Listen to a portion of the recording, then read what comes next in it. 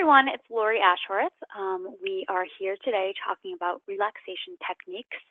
And this is, I know I always say this, but this is one of my favorite presentations to give because, a lot of the other topics we've covered, you know some of the stuff, you've heard some of the stuff, you know kind of what you're supposed to be doing in some way or form. But this one, I really feel like there's a lot of content and there's a lot that you can really get out of it, and it's going to be pretty new to a lot of people. Just like you train your body for so long, that these relaxation techniques also take training and practice. And if a lot of this feels foreign to you, I want you to remember that, again, people take years to kind of use these relaxation techniques and kind of, get to the place where they're able to use them. Okay. So today's discussion, what is the relaxation response? We're going to go over types of relaxation techniques. We are going to learn how to put methods in practice. And these are two pictures of my dogs who knows very well and very much how to relax and is really good at it. And I put this picture up, and I know it sounds silly, but we can learn a lot kind of for how we treat our pets, how we treat our kids when they're having problems with things. So, our pets relax a lot, they sleep a lot, and they're okay with it, and we let them do that. And, you need to remember that, relaxing is okay, and relaxing is good, and relaxing kind of only is going to help your mental state and also your physical state. So again, these are just pictures of her just relaxing, and, again, learning a lot from the people we care about, the people, that depend on us. And, if we treat the people that depend on us, if we treat ourselves just as good, the world would be a much better place. So, mental health overview. What causes it? We have all these things. We have training. And, again, this whole relaxation piece is going to affect all of these things. Again, a lot of people say to me, well, I don't have time to add one more thing on my plate. But this is really something that some of these techniques you'll be able to kind of utilize anywhere. And, you'll be able to learn which techniques you might use during different, stressful moments or, nighttime where you just kind of want to relax and zone out. And we'll go through them one by one. So, the relaxation response. So really quickly, kind of a lot of us think of relaxation and we kind of think vegging on the TV or kind of just, doing nothing, but that actually does little to reduce the damaging effects of stress. And to effectively combat stress, we need to activate our body's natural relaxation response. And you can do this by really practicing certain relaxation techniques that we'll go over. And practicing these is really going to help reduce everyday stress. It's going to boost your energy and mood. It's going to improve your mental and physical health. And it's going to do all of these things that are listed here. So it's going to slow your heart rate down. It's going to lower your blood pressure, slowing down your breathing rate. It's going to improve digestion, maintain normal blood sugar levels, reducing activity of stress hormones, increasing blood flow to major muscles, reducing muscle tension, improving concentration, improving sleep quality, lowering fatigue, reducing anger and frustration, and boosting confidence to handle situations.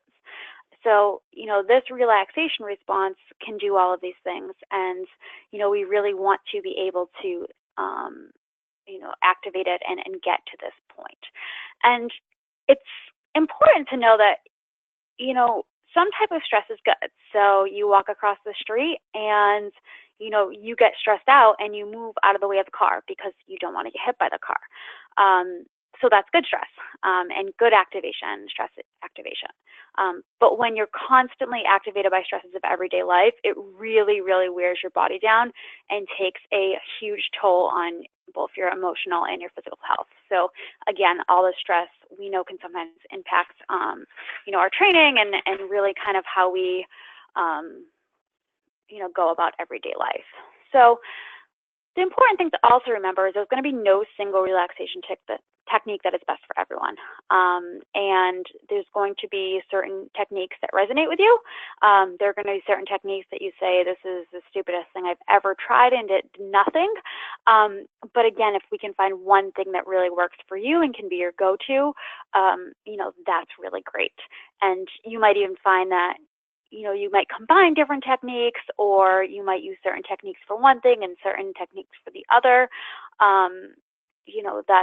That's great. But again, it's going to be really individualized. I know I always talk about that individualization, but it really is going to be very individualized. And again, these all take practice. So, we at the end will kind of talk about how to put these in practice, but just remembering if these seem overwhelming as I'm going through them, you're not alone. And you definitely, the more you practice, the better you're really going to get at it. So responding. So again, we hear about fight or flight a lot. So the fight response. So if you tend to get angry or agitated or keyed up under stress, you're going to really respond to stress relief activities that kind of quiet you down. Meditation, progressive muscle relaxation, deep breathing, guided imagery. Those things are really going to slow your mind down and, take that, anger and frustration and kind of just calm your body down. Again, when we see a kid that's kind of throwing a temper tantrum, we ask them to breathe and calm down. Again, kind of doing the same thing for yourself. On the other hand, if you're kind of stressed and, you tend to become depressed or withdrawn or spaced out, you're really going to respond best to stress relief activities that, stimulate and energize your nervous system. So this is going to be rhythmic exercise, massage, mindfulness, power yoga, anything that really, forces you to really kind of, get your body moving and, get out of that isolation mode. And the third type of response, and I won't go into this too much, but if you've ever experienced some kind of trauma and you tend to just freeze or become stuck under stress, you want to first rouse your nervous system to a fight or flight response so you can actually employ the right relief technique. So to do this, you really want to choose an activity that, might engage your arm or legs, running, dancing, anything like that. I'm just forcing your body to move so that you can then decide which of these techniques that you want to use. And if anybody's kind of dealing with that kind of,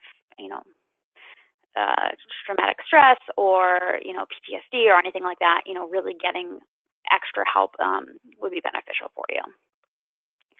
So kind of the very basic thing that we always hear is really deep breathing.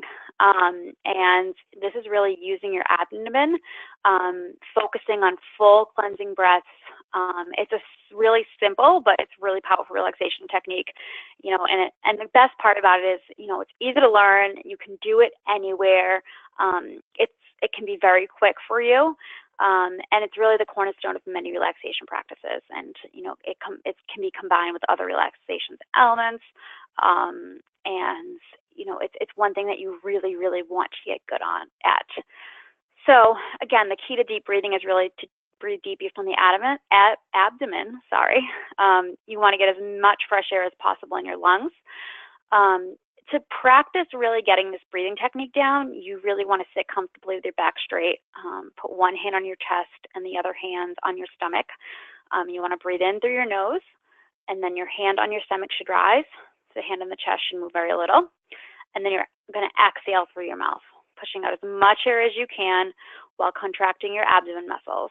So the hand on your stomach should move in as you exhale, but your other hand should move very little. And you want to kind of continue to breathe in through your nose and out through your mouth, for repeating this constantly. You should exhale. Again, you can use this in a variety of ways. Once you get really good at deep breathing, it won't feel like such a process of sitting down, putting your hand there. Once you get that feeling behind it, you can really do it anywhere. We even sometimes call them minis if you just kind of stepping out of what you're doing and just kind of breathe in, breathe out, and it just kind of cleanses your mind. Again, if you're having a stressful day at work, you can kind of go into the bathroom and do this. You can shut your door in your office and do this. It's really, again, the cornerstone of many different responses, and really important to learn. And something so simple can be so powerful. So the next type is progressive muscle relaxation. So this basically tenses and relaxes different muscles in the body. And with regular practice, this can really give you familiarity with what tension as well as a complete relaxation feels like in different parts of the body. So, this can really help you to react to the first signs of muscle tension that accompany stress. And as your body relaxes, your mind will too. So this is really a good one to, even in, athletics, kind of when our muscles are tensing, learning how to just relax them. Again, a lot of times you see this in running, or people kind of clenching their muscles and cleansing their, shoulders. A lot of people carry all their stress in their shoulders, and this really teaches you to just, get out of that.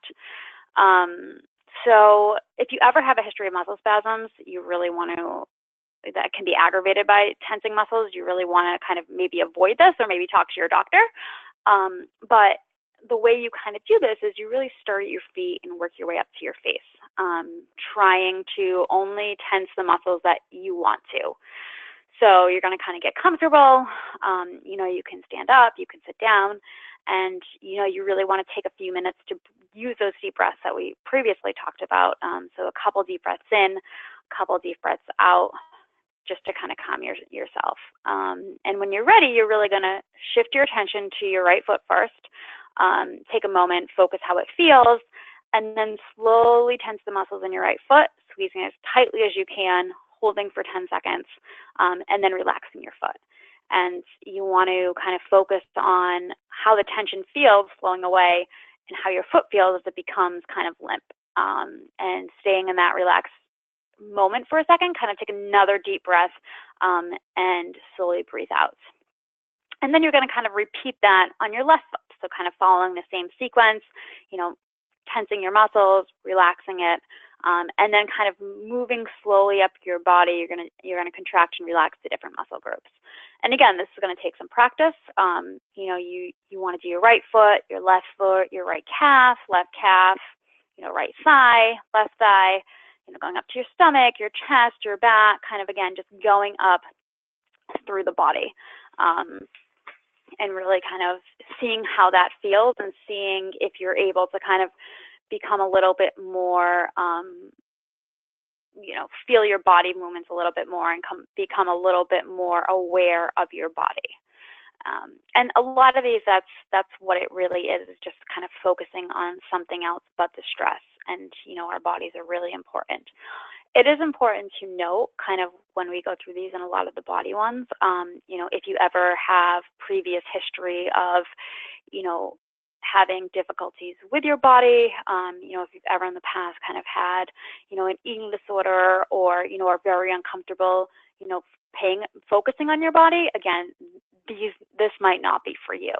This one and definitely the next one might not be for you. So again, just that might trigger some things. Again, just knowing that. Any questions so far?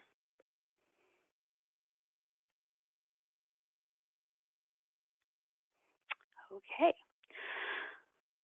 So the next thing, and we hear about meditation a lot. So kind of, we all see kind of the yogis and all those people that are Zen and meditate, and really kind of what is that? So there's a type of meditation that really focuses your attention on your various parts of your body. So this is called a body scan meditation.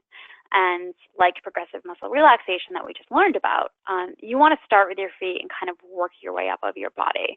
But kind of instead of tensing and relaxing your muscles, you're really just going to focus on the way each part of your body feels. And you don't kind of want to, label the sensations as kind of good or bad. You just want to feel them. So, just lying on your back, uncrossing your legs, focusing on your breathing a couple minutes until you start to feel relaxed. then you're going to kind of turn your focus on your toes of your right foot. Notice any sensations as you feel, but also continue, your breathing as well. So, remain focused on the area, and then kind of move to the focus on the sole of the foot, tune into any sensations there, and then kind of move to your ankle, move to your calf, your knee, your thigh, and, up. And again, you want to really pay close attention to kind of any area of the body that causes you pain or discomfort, or you kind of feel some tension there, and you want to complete the scan, relax for a while. Your body will feel very relaxed, and then kind of open your eyes and really stretch. So again, this is another one that takes a little bit of time, takes a little bit of getting used to, but it can be really powerful. So then you have mindfulness meditations, and this is really focusing on the present. So you're not worrying about the future, you're not worrying about the past. This is really here and now, and really focusing and being engaged in the present day. And this is really hard for people because as a society, we're doing so much at different times, right? So we always have a million things we should be doing or we want to be doing, especially with, training and all of these things. So we really want to, practice this. So what you're really going to do is really kind of find a quiet place, sit on a chair, and really kind of, find your focus, start your breathing, and then, really maybe focusing on, smells or what you see, paying attention to 5 things that you see in the moment, 5 things that you hear in the moment, 5 things that you can smell in the moment, 5 things, that you can feel, or, picturing something and seeing something and providing as much detail to that as possible. So even if it's, a lampshade or something like that, kind of describing, every single detail about it, and, really engaging on that. Another kind of basic mindful meditation is really, focusing your natural breathing or mantra that you kind of repeat silently with your breath. So, you breathe in, you say one word, you breathe out, you say another. Sometimes it's no judgment. So kind of breathe in when you're saying no, breathe out when you're saying judgment, or whatever it might be. I can do this, so I can do this, over and over and over. So that's really kind of the basic mindfulness meditation. The body sensations I kind of, talked about, and the sensory meditations I kind of talked about. And then there's really kind of mindfulness meditation with emotions. So you want to allow whatever emotion you have to be present without judgment, and kind of, just breathing in and breathing out, saying kind of, the emotions that you're feeling right now.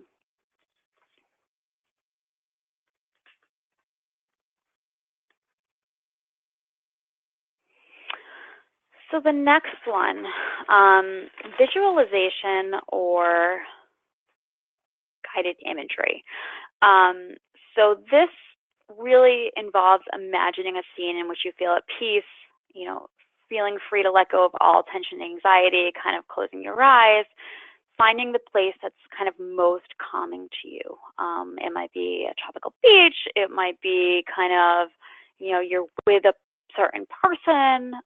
It might be, something from your childhood that you really enjoyed, and just picturing that. And, you can practice this on your own, or, with a therapist, or, with an app, or downloaded like guided imagery meditation, which we'll go over after.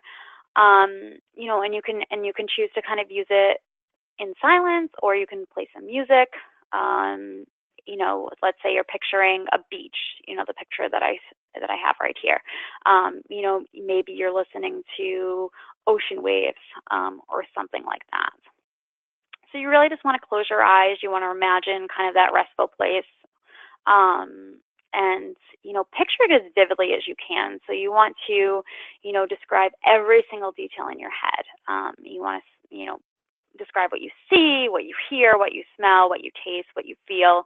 And just really kind of looking at it like you would a photograph isn't kind of enough. You want to incorporate as many sensory details as possible. So, for this one, kind of, maybe you see the sun in the sky. You hear the birds singing, et cetera, et cetera. So, I like this one because, again, you can do this anywhere. You're not kind of focusing on your body. You can really it can be kind of your happy place. And, you really just want kind of your worries to kind of drift away.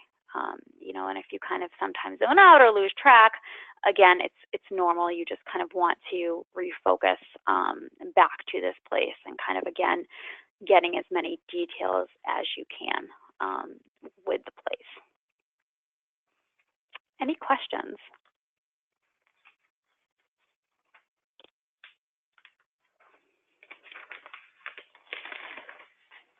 Has anyone ever had any experience with any of these or tried any of these?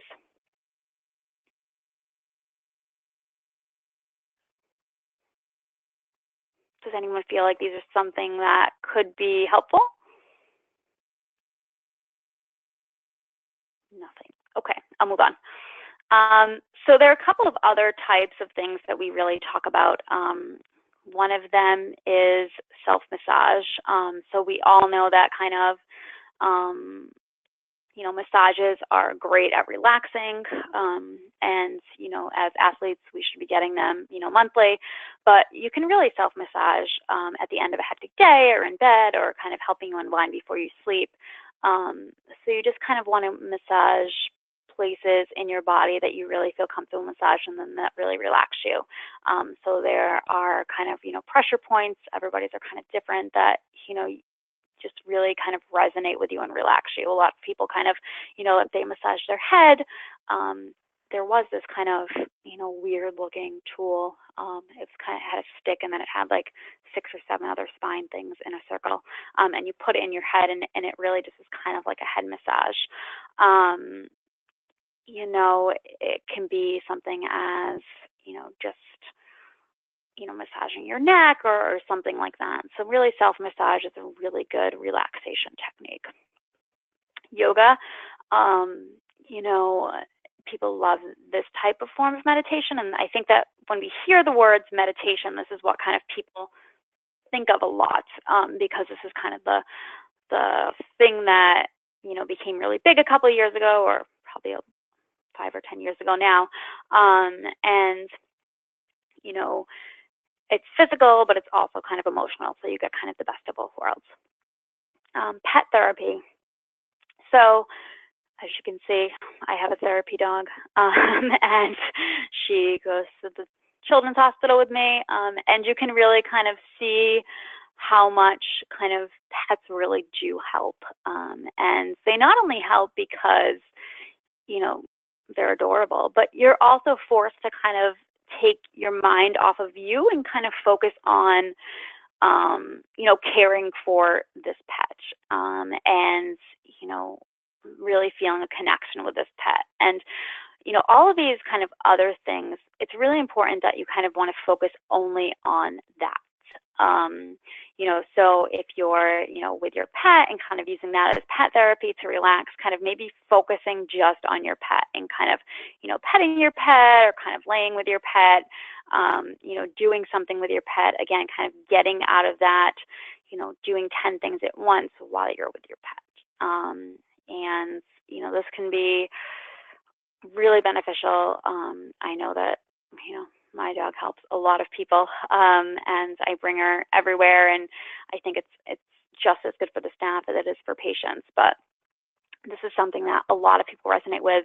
A lot of people with depression, and kind of isolate. This is a great one because it forces you to kind of have to get out, walk your dog, get that fresh air. It's a really great one. Biofeedback. So there are these things called biodots, and you can get them on Amazon. And what you do is it's kind of like those mood rings that we used to have when we were little, but we actually put it on a part of our hands, and it changes colors based on how much tension you're carrying, and they actually really do work. So a lot of people I have wear them, for 24 hours, and you can actually see yourself starting to get angry, and then you can kind of practice this breathing or these relaxation techniques, and kind of get ahead of, having that increased elevation, increased stress level. So this is really good for kind of people that are in the corporate world as well. I work with a lot of people who kind of give a lot of meetings and presentations, and they're high-powered people. And again, this just helps them during even the workday to just kind of realize that they're getting really tense, and to calm down. And it can kind of help on an everyday level, and also help with some anger management skills if you need that. So again, I can post a link. They're called biodots. I think you can get them on Amazon. There's a package of 50, but they're a great tool. And again, that's not something that you'll use forever, but it just kind of, helps you to be more aware of, when you're tensing up, and things like that. So music and art therapy, kind of reading, TV, these can all be really therapeutic, but again, you have to really use them in the right way. So, if you're reading, if you're watching TV for this relaxation technique, you're focusing only on your book, you're focusing only on the TV, and you're really giving all of your attention to this. And, the reason is that we really don't want to be doing other things and making our mind do 6 different things at once, because again, that's just going to increase that stress level. So again, focusing just on reading, focusing on the TV, being able to repeat what you just read, or being able to kind of, say what just happened on the TV. Again, maybe not watching a horror film or, some action-packed movie, but again, just, it can be a great tool after a hard day to relax. We don't want to become dependent on the TV, because again, kind of that stimulation and, that light, especially with technology, can sometimes make our brain waves go crazy, but it can be a great tool, especially for people that kind of don't abuse it. And then aromatherapy. Certain people are going to respond to certain scents. I know that I personally, I start sneezing with any scent if it's a strong scent, so this does not work for me.